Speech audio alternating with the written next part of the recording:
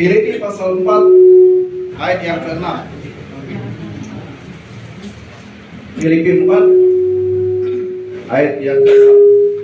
Sentimen pas saya speakernya. Saya akan bacakan buat kita semua. Janganlah hendaknya kamu khawatir tentang apapun juga, tetapi nyatakanlah dalam segala hal keinginanmu kepada Allah dalam doa dan permohonan dengan ucapan syukur. Nah, ini firman Tuhan mengatakan, kalau kita khawatir, apa yang kita lakukan? Kita datang kepada Tuhan, kita berdoa. Itu yang paling tepat, ya kan? Jangan datang kepada orang pintar. Kenapa? Kalau kita datang ke orang pintar, berarti kita bodoh.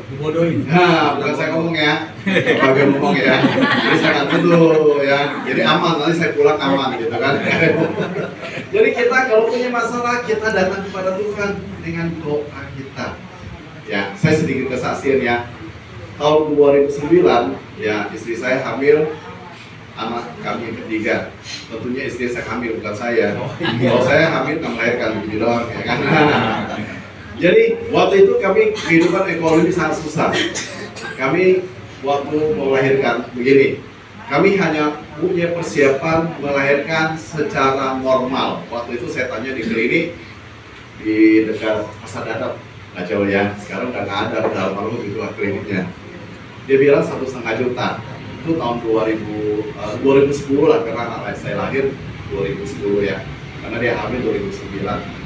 Nah, waktu itu keadaan kami lagi susah, ya kan?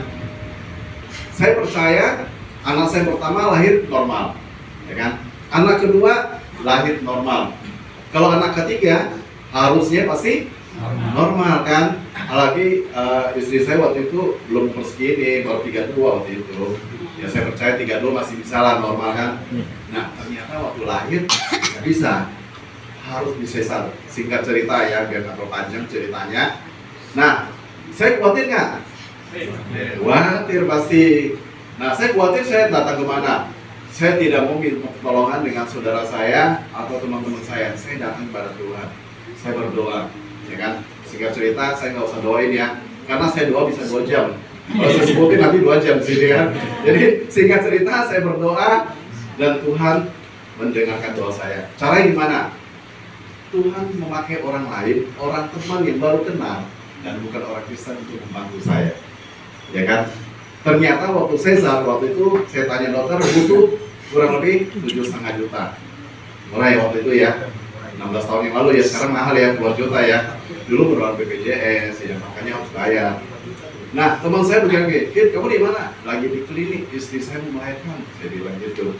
"Udah lahir?" "Belum." Saya bilang, "Ini kayaknya agak susah, perlu disesar." "Oh, butuh berapa duit?" katanya. Kurang lebih dokternya bilang 7,5 juta katanya, ya kan? Nah, dia bilang SMS-in nomor rekeningnya. Kalau sekarang WA-in nomor rekening kan, nah, SMS-in. Saya bilang belum, ini kemungkinan bisa lahir normal. Saya bilang belum tentu disesar. "Udah nggak apa-apa SMS." Jadi suruh SMS, saya SMS nomor rekening, ya kan? Ya lama kemudian dia bilang SMS balik, "Oke, udah saya transfer uangnya." Kalau sekarang kan gampang ya, tinggal e-banking. Dulu saya mesti ke ATM masukin. Untung benar masuk, nggak ada kata maaf gitu. Kalau kata repot ya. Ternyata ada duitnya gitu. Nah itu singkat aja.